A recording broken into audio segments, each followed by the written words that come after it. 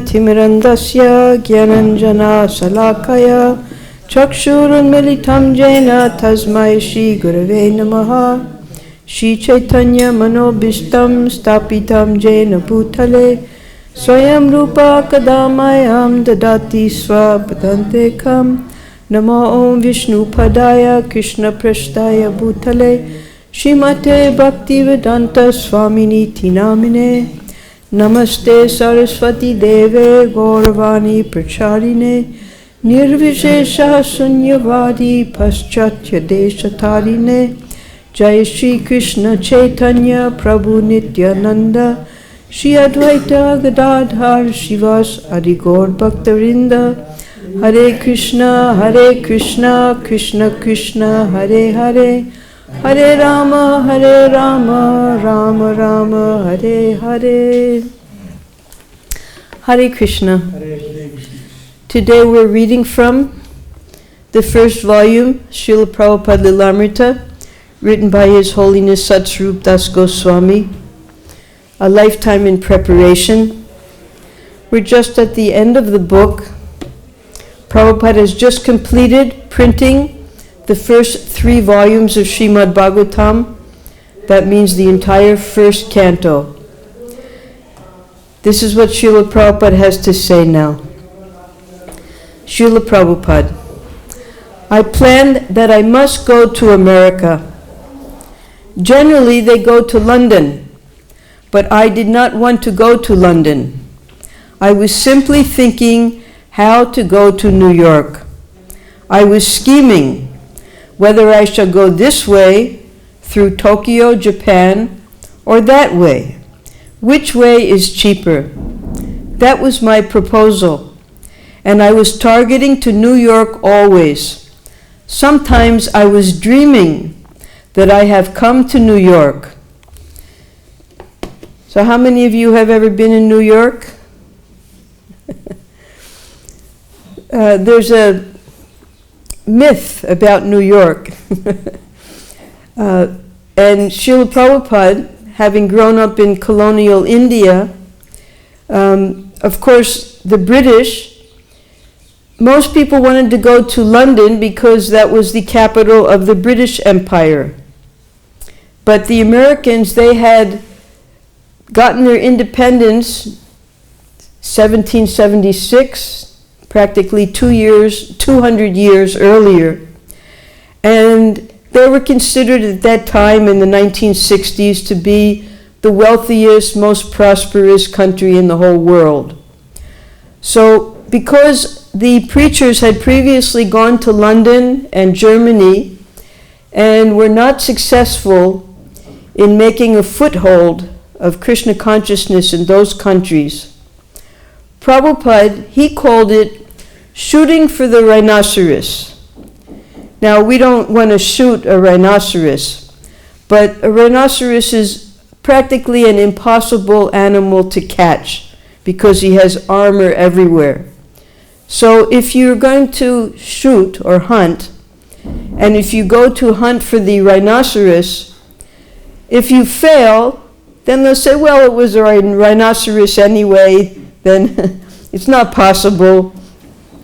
So this expression, shooting for the rhinoceros, Prabhupada was thinking, let me go to the most prosperous, the most progressive country in the entire world, where no one has ever gone before. Vaishnavas, especially Gaudiya Vaishnavas.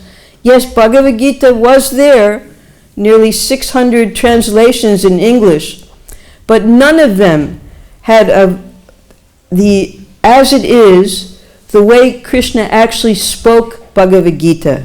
They all tried to remove Krishna from the Bhagavad-Gita and put their own ideas. So this was Prabhupada's plan, to get to New York.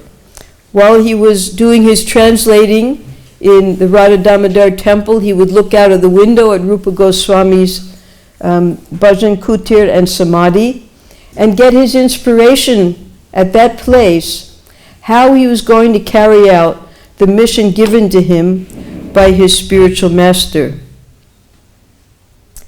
So we have here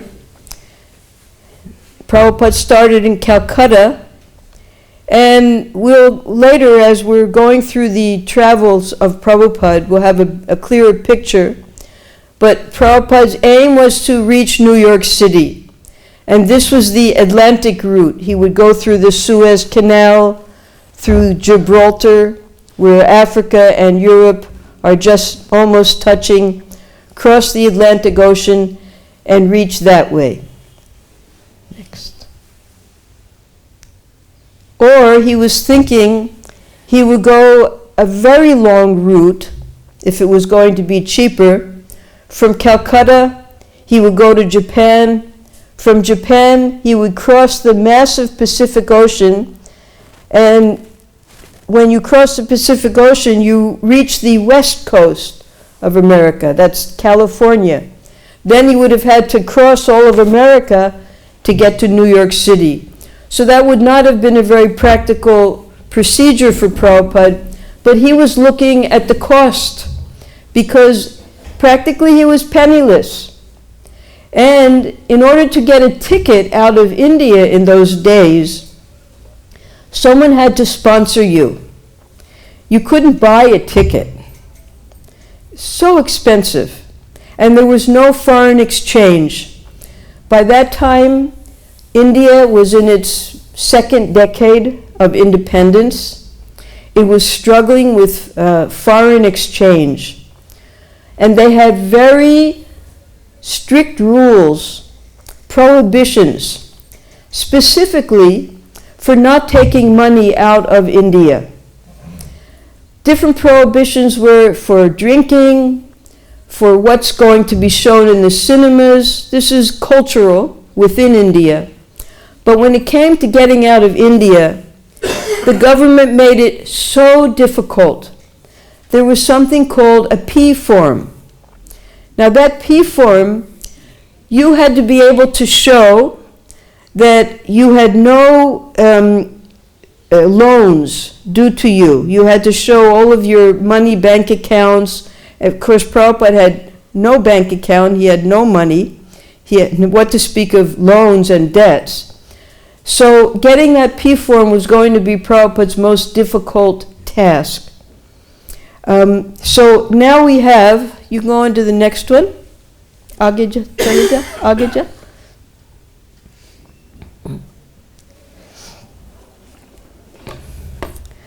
Then Bhaktivedanta Swami met Mr. Agarwal, a Mathura businessman, and mentioned to him in passing, as he did to almost everyone he met, that he wanted to go to the West. Although Mr. Agarwal had known Bhaktivedanta Swami for only a few minutes, he volunteered to try to get him a sponsor in America. It was something Mr. Agarwal had done a number of times.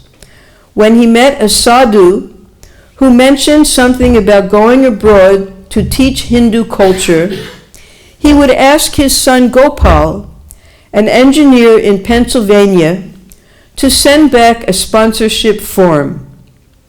When Mr. Agarwal volunteered to help in this way, Bhaktivedanta Swami urged him, please, to do so.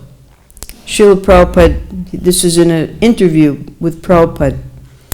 I did not say anything seriously to Mr. Agarwal, but perhaps he took it very seriously.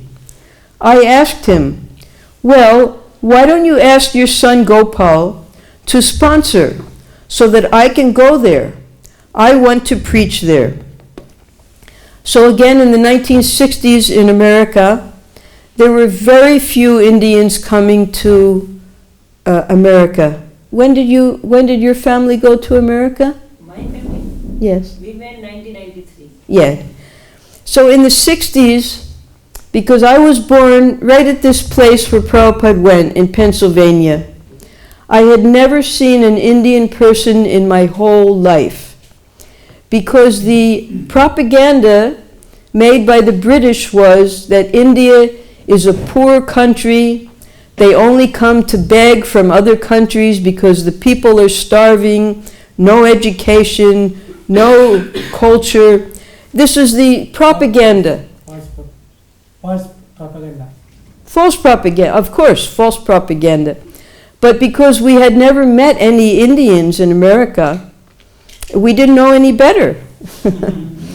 So America also made it difficult to come for Indians to America.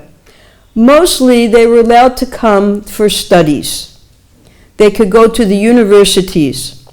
And I had heard that Gopal Agarwal, he had gone and he had met his wife as a student and they married. And he settled in Butler, Pennsylvania. Now, Butler, Pennsylvania, in America we have a culture called, like for instance here in India, you have the big cities and then you have the villages. Agrarian, where they do the agriculture. So in America, they have many big cities, but then they have something in between called small towns. Small towns are where the people are congregated for economic reasons, also for religious reasons, because the main religion in America in those days was Christianity. So this place, yes, this is, you see, this is a small town. Everyone has their nice little houses and their property, and all of these, they look like shikars. These are all the churches, all dotted around Butler, Pennsylvania. So many churches, because in Christianity, there's so many different types of Christians. So every type of Christian has to have his own church. Beautiful churches, very nicely developed, because the people are dharmic. Prabhupada explains that the reason the country is so wealthy is because they follow Dharma, Artha, Kama, Moksha. Dharma, they have a religion. From the religion, they get Artha. Then all their Kama, all of their desires are satisfied. They're not interested in Moksha. That's but the religion is very highly developed, although it's much a religion. So beautiful churches all over Butler. These are all churches in Butler. Now this is how they do their Sankirtan. They have choirs and they sing beautiful songs, and everything comes to life on Sundays. People, during the week, they're not interested in, they have to do their Artha. But on Sundays, that's the day for Dharma. They go and they sing and they hear the Bible and everything for 1 or 2 hours on Sundays, and then that's it. So there's Sankirtan going on in every religion. This is another beautiful, see, they have their altars with their saints, and depending upon which type of Christianity it is, they'll have their guru hanging dead, as Prabhupada called it, that they killed their own guru, Jesus Christ, or they'll have the saints all in a row. So religion is religion. We're all trying to worship God according to our understanding, and this is the way. Magnificent temples, churches, aur bhi jaiye, aage, more and more. This is all in Butler, Pennsylvania, because this was the culture that Prabhupada was going to. And this is Mrs. Agarwal, Sally Agarwal. Now, she had met her father-in-law somewhere along the line. Perhaps he came to visit America. And when she did meet Srila Prabhupada, she accepted him just as if he were her father-in-law. They were very affectionate with each other. And all these pictures that we have, she or her husband took. This is Prabhupada when he first arrived. He still has it's very cold this time of year in America. My family just called. All of the water in their pipes froze. They have no water. They had to go buy water, and they're taking snow, melting the snow to use in their bathrooms. So we can't imagine how cold it is in America, even this time of year. So they took in Srila Prabhupada. Prabhupada was wearing his white plastic shoes, his bata shoes, and when he came to America, and he had to tolerate so many austerities living with the Agrawals. They would keep meat for the cat in the same refrigerator where Prabhupada had to keep his vegetables. He would sadly see them feeding their little child, 1 year old, powdered meat. So Prabhupada, in order to carry out the mission of his spiritual master, there's Prabhupada playing with little Bridge. His name was Bridge. So Prabhupada, because he had a mission, therefore he was tolerating all of the unforeseen austerities that he was going to have to go through in order to be successful in America. Aage jaye. This is Prabhupada. This is when Bridge is taking his first steps, and Prabhupada's so loving to him. So Prabhupada just fit right in. He was just like the grandfather in the house, and they realized that he wasn't going to be able to sleep on their couch in the living room, so they arranged for him to stay at the Young Men's Christian Association, another extension of the churches. And Prabhupada would come every day and cook. In the evenings, Mrs. Agarwal would arrange house programs for Prabhupada. In the daytime, she would arrange preaching programs at colleges and churches. So she kept Prabhupada busy. She understood that he had a mission. And when Prabhupada came there, he had printed this little pamphlet. He had the Scindia steamship printed for him, and he handed it out in the ship. So you can go on. This is when Sally Agarwal became much older, and the devotees used to invite her to speak at the temples, like when Prabhupada first arrived in America, New Vrindavan, Pittsburgh, Toronto, all the temples in the northeast of America. They would have Sally Agarwal speak her memories about Srila Prabhupada. So you can see here, India's message of peace and goodwill. Yes. Srimad Bhagavatam. So on the next page, aage jaiye. Yeah. We opened it. We have one in Prabhupada's house. And aage jaiye. Here.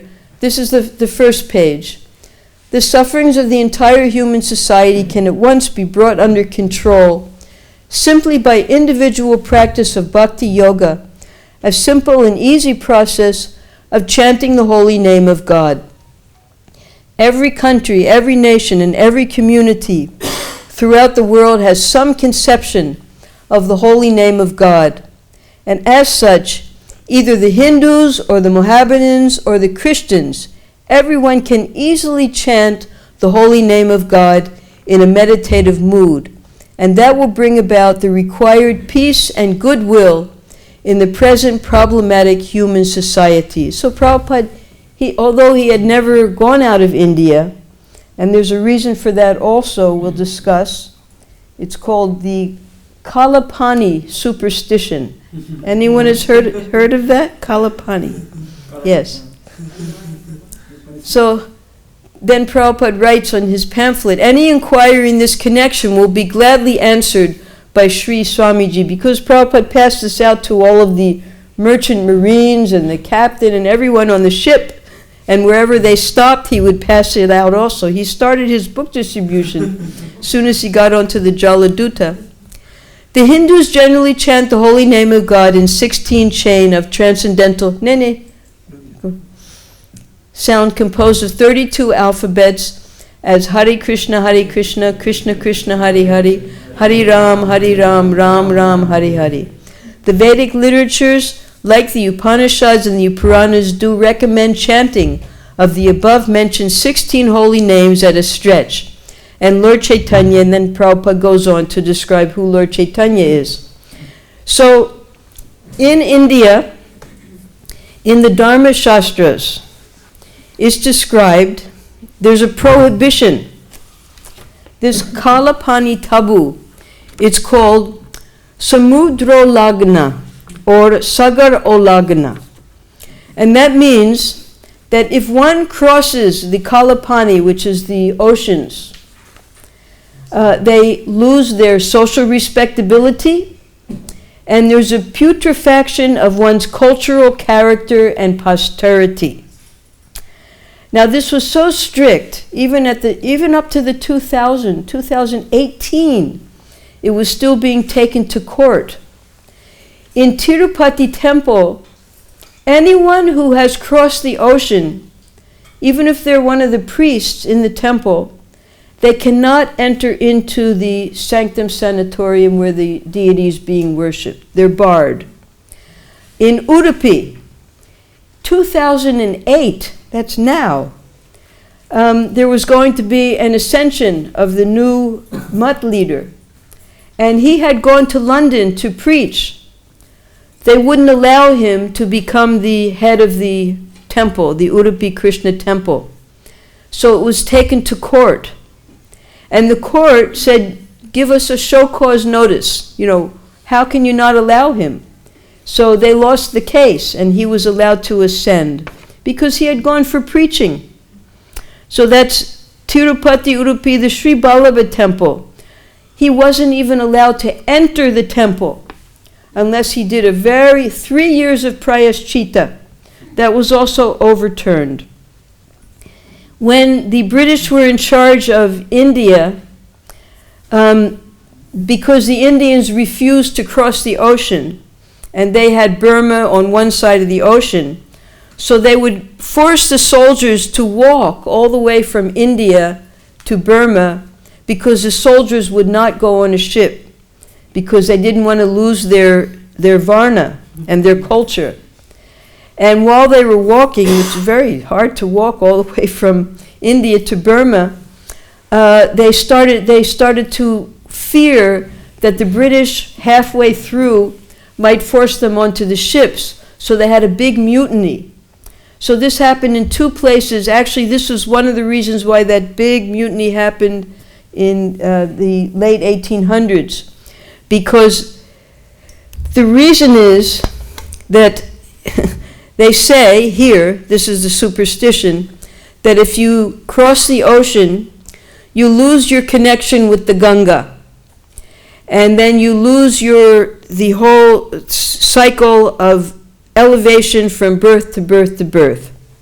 And they say that the Kalapani seawater is inhabited by huglis. Huglis are monsters and bad spirits. And the sin of contact with characterless, uncivilized mlecha creatures of the foreign lands. And when you're going overseas, and this also happened to Prabhupada, inability to carry out daily rituals of traditional Hindu life. Prabhupada became so ill, he couldn't eat, he couldn't offer anything, nothing. He had 2 heart attacks. So this was the superstition. But Prabhupada didn't care. And nor did Srila Bhaktisiddhanta Saraswati care, nor did Bhaktivinoda Thakur care. He wanted to make the whole world Krishna conscious. And Prabhupada was so broad-minded that even though he realized he was going to a strictly Christian area, America, he preached in such a way that it doesn't matter if you're Christian. You simply chant the names of the Lord. And he was surprised to see how dharmic the people actually were when he came to America. He just had to add Krishna, that's all. Aage jaiye.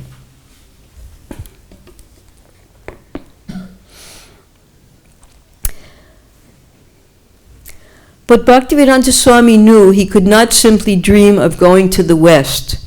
He needed money. In March 1965, he made another visit to Bombay, attempting to sell his books. Again, he stayed at the free Dharmshala Prem Kutir, but finding customers was difficult. he met Paramananda Bhagwani, a librarian at Jai Hind College, who purchased books for the college library and then escorted Bhaktivedanta Swami to a few likely outlets. Now, Jai Hind College, we were doing, because I've explained several times, Prabhupada had us go to Bombay, and he had us, all the places where Prabhupada went in Bombay, the colleges and the institutions, he had us go to all those places. And when we couldn't travel anymore due to being here in Vrindavan and old age, I started to mail these requests for the libraries, the institutions, to take Prabhupada's library, his full set of books. So we got an order from this Jai Hind College. And when I told Bhima, who's in charge of our BBT in Bombay, he said, "Oh, we couldn't get an order. How did you get an order?" So here was Mr. Bhagwani. It was easier for Prabhupada to get orders from institutions than from individuals. First of all, Prabhupada's English was so scholarly, and not everyone, he had the problem in Delhi. Not everyone could understand his English. But the institutions were interested for their students, for their faculty, so they would take the books. So this Jai Hind College, they took the books, and then the librarian decided to help Prabhupada out. Here's a picture of just some of the, just like there are so many churches in America, there's so many, in Bombay especially, so many first-class universities and colleges. And Prabhupada would go to all of them, and we found out afterwards that Prabhupada put his books in those colleges. And we went to one, and we found Prabhupada's books there that he had personally put there. So all of these places Prabhupada had gone to deliver his books, to try to raise money, thinking that he was going to have to pay for a ticket. Aage jaiye. These are some of the magnificent colleges that Prabhupada went to. They all have his books. Aur aage jao. This is the Jai Hind College. Or St. Xavier's.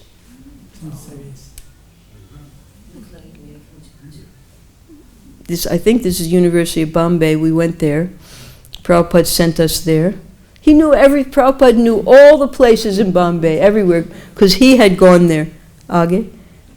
All right. Now, and then this is before, when we came here, and of course when Prabhupada was walking past here, this whole Bombay, our temple, it was just a jungle. There was nothing there. There were some apartment houses along the sides here, and that was all. And then Prabhupada envisioned what he wanted here. And now it's so popular. Hundreds and thousands of people come every day to the temple. All right, so this is Mr. Bhagwani speaking. They interviewed him. I took him to the popular book depot at Grant Road to help him in selling books. But they told us they couldn't stock the books because they don't have much sales on religion. Even here you'll see any bookshop, mostly it'll be educational books, the different the students go, they buy their books for their courses, things like that. So religious books are not in great demand at the bookshops. Then we went to another shop nearby, and the owner also regretted his inability to sell the books. Then he went to Sadhu Bela. Aage jao. Aage. Line mein nahi, aur aage. This is the popular book depot. So many books, but no interest in the religious books. Or, yes. So this Sadhu Bela is just near the Mahalakshmi temple. This is the great Mahalakshmi temple. You go inside, there's Mahakali, Mahalakshmi, and Mahasaraswati. They're all being worshipped in this temple. And they had a sadhu bela, which was a big ashram. And we met the head of the temple there. He, of course, welcomed us. They have a library of their own, and they stock religious books. So we approached them to please keep a set there in their library. They are a wealthy ashram, and yet he also expressed his inability. So Prabhupada was not having much success in raising the funds from his book sales. Bhaktivedanta Swami returned to Delhi, pursuing the usual avenues of book selling and looking for whatever opportunity might arise. And to his surprise, he was contacted by the Ministry of External Affairs and informed that his no objection certificate for going to the U.S. was ready. Since he had not instigated any proceedings for leaving the country, Bhaktivedanta Swami had to inquire from the ministry about what had happened. They showed him the statutory declaration form signed by Mr. Gopal Agarwal of Butler, Pennsylvania. Mr. Agarwal solemnly declared that he would bear the expenses of Bhaktivedanta Swami during his stay in the U.S. So this was an agreement made between the two countries. First of all, India not being anxious that they lose their best citizens, the most educated, the most wealthy, they were the only ones who would be able to go out of India. They didn't want to lose them, so they made it difficult. You couldn't get out of the country unless someone from outside of the country was going to sponsor you, because you weren't allowed to take money out of the country. So at the embassy in New York City, the sponsor would have to go to the embassy and they get a special form, and here we'll read about this form. Srila Prabhupada, whatever the correspondence was there between the father and son, I did not know. I simply asked him, why don't you ask your son Gopal to sponsor? And now, after 3 or 4 months, the no objection certificate was sent from the Indian consulate in New York to me. He had already sponsored my arrival there for 1 month, and all of a sudden, I got the paper. At his father's request, Gopal Agarwal had done as he had done for several other sadhus, none of whom had ever gone to America. It was just a formality, something to satisfy his father. Gopal had requested a form from the Indian consulate in New York, obtained a statement from his employer certifying his monthly salary, gotten a letter from his bank showing his balance as of April 1965, and had the form notarized. It had been stamped and approved in New York and sent to Delhi. Now Bhaktivedanta Swami had a sponsor, but he still needed a passport, visa, P-form, and travel fare.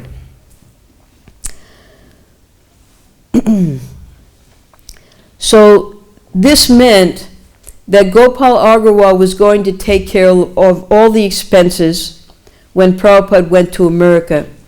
It's similar here. When a foreigner wants to come to stay in India, they demand a sponsor. Our students in ISKCON, they cannot stay in India unless ISKCON guarantees financial support, that they'll be boarding and lodging, and ISKCON will take care of them. And they even, now it's become a little less strict. They even had to sign a letter saying that if for any reason the student has to return to their country, that ISKCON would pay for their flight. So India made it difficult, they make it difficult for the foreigners, and India makes it difficult for the Indians to go to the foreign countries as well. In these days, in the 1960s.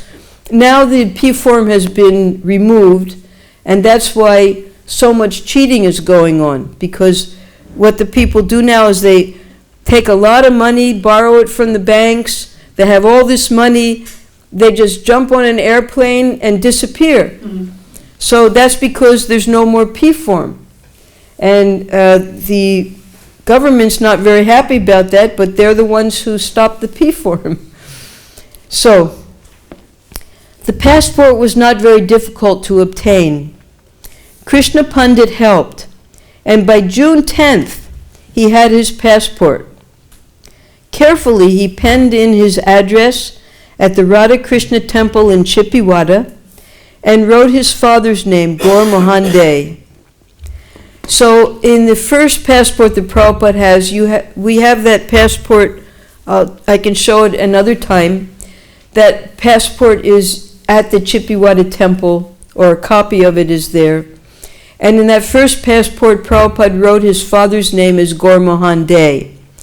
But in the next passports, Prabhupada wrote his father's name as Bhaktisiddhanta Saraswati Goswami. Because it's allowed in India that one who takes sannyas or one who has renounced his family, he can put his guru's name as his father then. So that's still happening now here in India. He asked Krishna Pandit also to pay for his going abroad, but Krishna Pandit refused, thinking it against Hindu principles for a sadhu to go abroad, and also very expensive. So this was that Kalapani superstition that no sadhu should leave India and go across the Kalapani, the ocean. With his passport and sponsorship papers, Bhaktivedanta Swami went to Bombay, not to sell books or raise funds for printing. He wanted a ticket for America. Again, he tried approaching Sumati Morarji. He showed his sponsorship papers to her secretary, Mr. Chokshi. So, वो कहाँ गया? पीछे जाइए.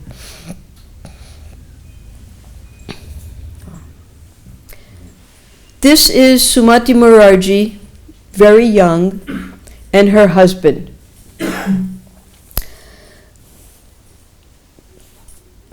They were very, very close with Mahatma Gandhi.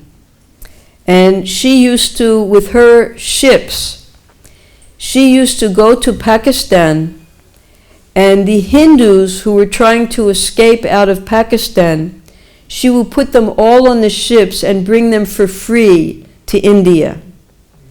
And she did a lot of underground work to help Mahatma Gandhi, she and her husband both. They used all of their, whatever facilities they had, they used to help Mahatma Gandhi. And specifically, she would, because she became the president of the steamship, all the steamship association in India, and then she was invited to go to London, and she became vice president of the steamship association for the world. That's how powerful she was. Her husband, because they had many, many different enterprises, he was developing another enterprise, and she was put in charge of the steamship. She had 72 ships. It was the largest steamship company in America, in India. And her mission statement was that we are not only importing goods from India, we want to import the culture of India throughout the world.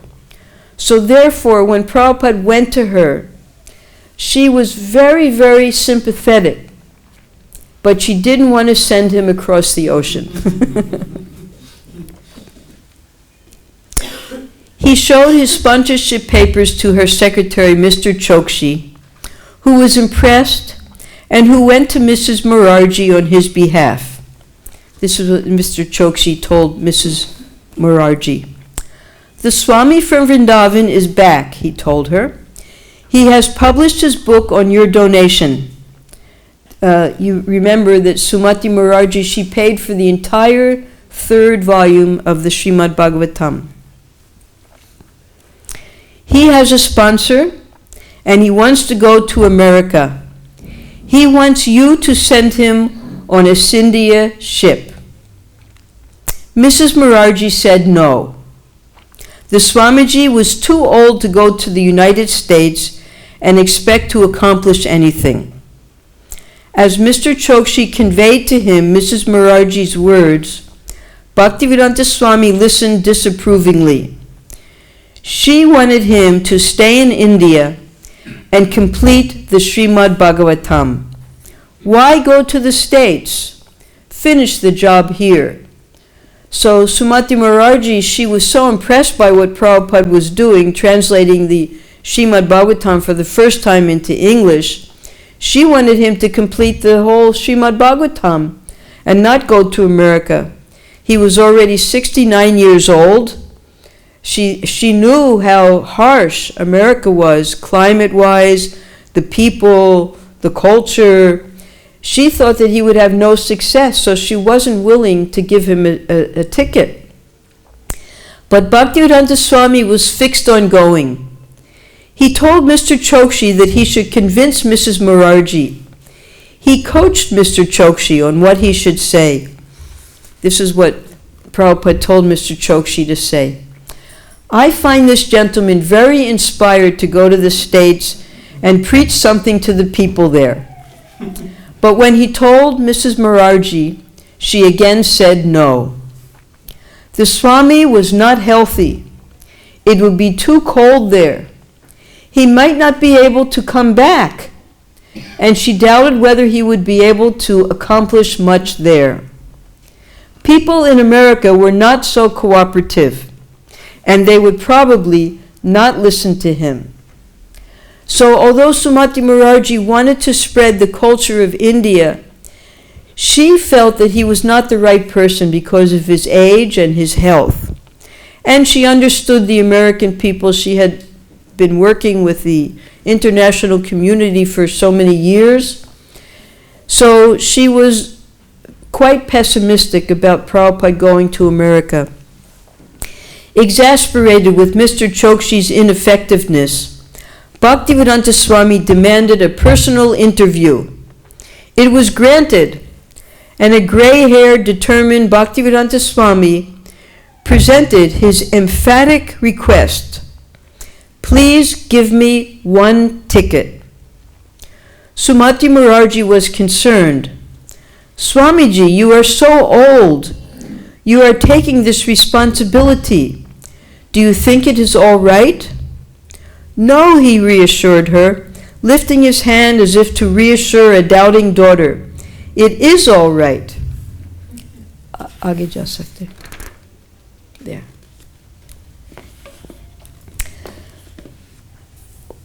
In 1971, when Sumati Morarji was called to London to become the vice president, she came to see Prabhupada. And because everyone had heard of Sumati Morarji by that time within the society, all of Prabhupada's disciples. Now, Prabhupada was praising her so much, how she had helped him. And the devotees asked, well, Prabhupada, we know that you're our spiritual father. Who is our spiritual mother? And Prabhupada said, Sumati Morarji, she is your spiritual mother. So he gave her much, not just praise, he gave her that she helped him so much. Had she not helped him, he would not have been able to go to America. And he acknowledged that. And she accepted that. She was always favorable to Srila Prabhupada, trying to help him.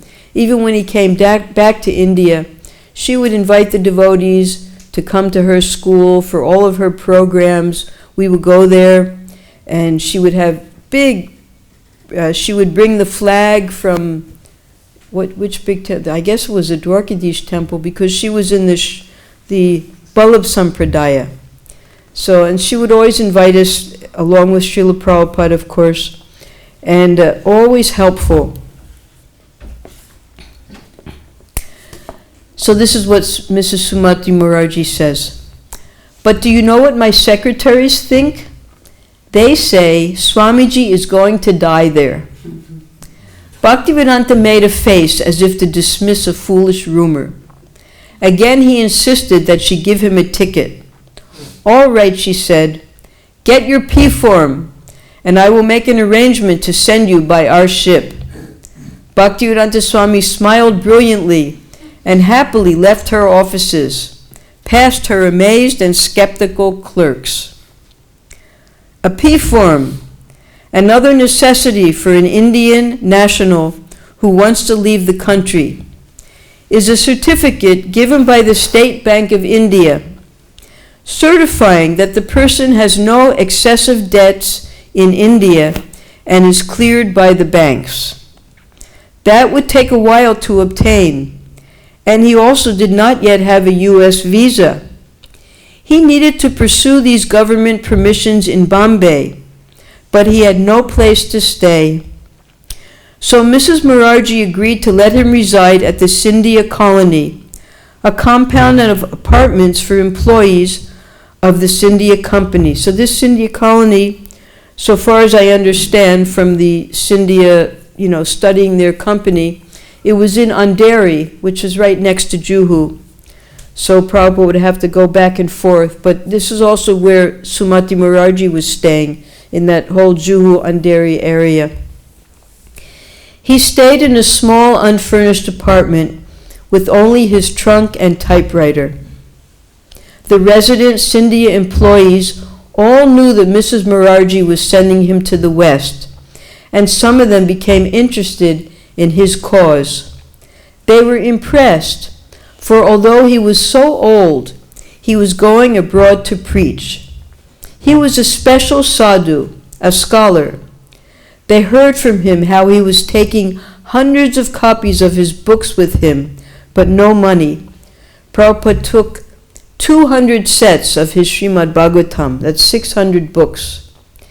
He became a celebrity at the Scindia colony. Various families brought him rice, sabji, and fruit.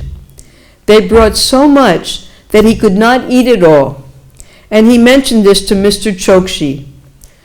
Mr. Chokshi told him, just accept it and distribute it, Mr. Chokshi advised. Bhaktivedanta Swami then began giving remnants of his food to the children. This is just as Prabhupada always did this when he was in Delhi, when he was in Vrindavan. He would always favor the children and give them prasadam. Some of the older residents gathered to hear him as he read and spoke from Srimad Bhagavatam. Mr. Vasavada, the chief cashier of Scindia, was particularly impressed and came regularly to learn from the sadhu. Mr. Vasavada obtained copies of Bhaktivedanta Swami's books and read them in his home. Bhaktivedanta Swami's apartment shared a roofed-in veranda with Mr. Nagarajan, a Scindia office worker, and his wife. Mrs. Nagarajan remembers, every time when I passed that way, he used to be writing or chanting. I would ask him, Swamiji, what are you writing? He used to sit near the window, and one after another was translating the Sanskrit. He gave me 2 books and said, child, if you read this book, you will understand. We would have discourses in the house, and 4 or 5 Gujarati ladies used to come. At one of these discourses, he told one lady that those who wear their hair parted on the side, that is not a good idea. Every Indian lady should have her hair parted in the center. They were very fond of listening and very keen to hear this discourse. So later when Prabhupada came to America, he was explaining how ideal the Vedic society is still existing in India. He said, you don't have to speak to a woman to know her character. You just have to look at her, and if her hair is parted in the middle, it means that she's a chaste woman. If her hair is parted on the side, it means she's a prostitute. This is what Prabhupada said. And then, of course, here in Vrindavan also, all we have to do is look at a person's forehead and we understand what sampradaya he's coming from, what his beliefs are, everything. So that's the value of this Vedic culture. Just by the way a person is dressed, you can understand their character.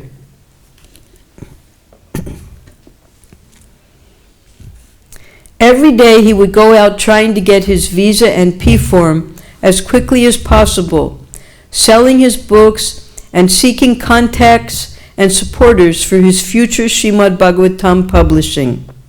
Prabhupada was still going to try to publish more books in India. You remember the Radha Press. So he was still making arrangements for the second canto. And even when Prabhupada went to America, he sent money. And Radha Press didn't do anything. He sent his manuscript, he sent money, and they weren't cooperating. So Prabhupada had to send his disciples to get the money back, to get the manuscript back. And then Prabhupada started printing. He made the ISKCON press in America, where we were printing Prabhupada's books. Mr. Nagarajan tried to help. Using the telephone directory, he made a list of wealthy business and professional men who were Vaishnavas and might be inclined to assist. Bhaktivedanta Swami's neighbors at Scindia Colony observed him coming home dead tired in the evening. He would sit quietly, perhaps feeling morose, some neighbors thought, but after a while he would sit up, rejuvenated, and start writing. So this was a personal habit that Srila Prabhupada had. We would see Prabhupada do this. He called it a snap. He wasn't sleeping, and it wasn't a nap. It was a snap. He would sit down in his room, lean against a pillow on the back or be in a chair, and simply close his eyes as if in meditation, and sit there for about 20 minutes. And after that snap, he would be rejuvenated and go on with his translating. So this is what they also observed in Prabhupada. Because Prabhupada would sleep an hour and a half at night, that's all. And then he would take a snap after his meals or whenever he needed it. Mrs. Nagarajan. When he came home, we used to give him courage. And we used to tell him, Swamiji, one day you will achieve your target.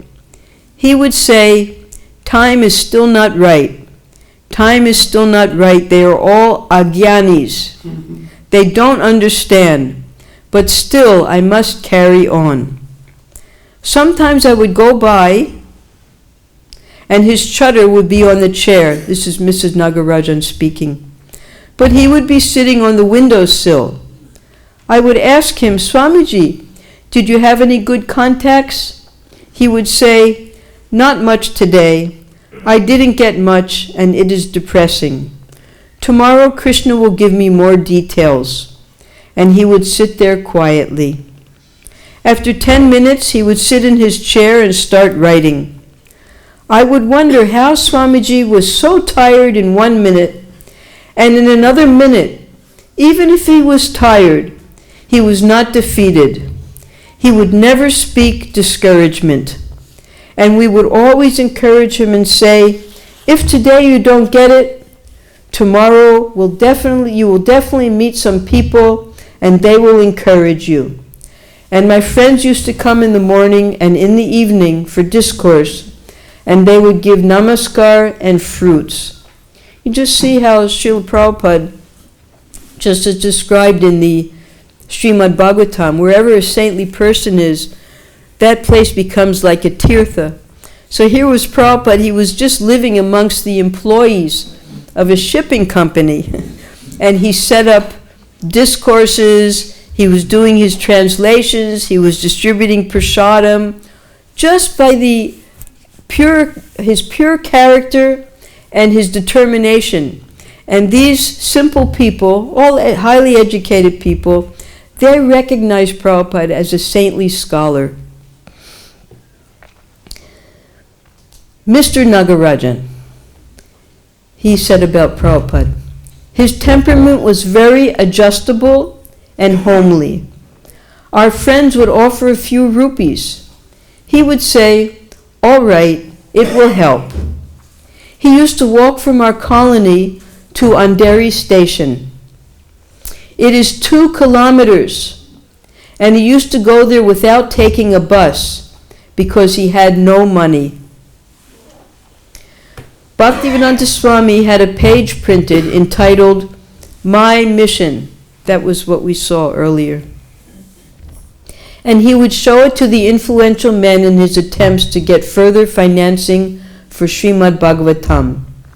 The printed statement proposed that God consciousness was the only remedy for the evils of modern materialistic society. Despite scientific advancement and material comforts, there was no peace in the world. Therefore, Bhagavad-Gita and Srimad Bhagavatam, the glory of India, must be spread all over the world.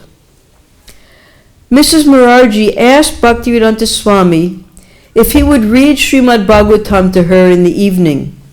He agreed. She began sending her car for him at 6 o'clock each evening, and they would sit in her garden where he would recite and comment on the Bhagavatam. So one time we went to Mrs. Morarji's house, and she showed us where she used to sit in the garden with Srila Prabhupada.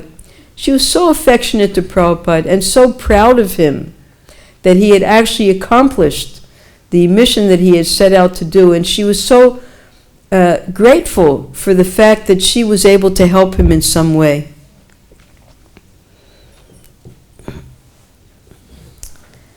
Mrs. Morarji. He used to come in the evening and sing the verses in rhythmic tunes, as is usually done with the Bhagavatam. And certain points, when you sit and discuss, you raise so many points. He was commenting on certain points, but it was all from the Bhagavatam. So he used to sit and explain to me and then go. He could give time, and I could hear him.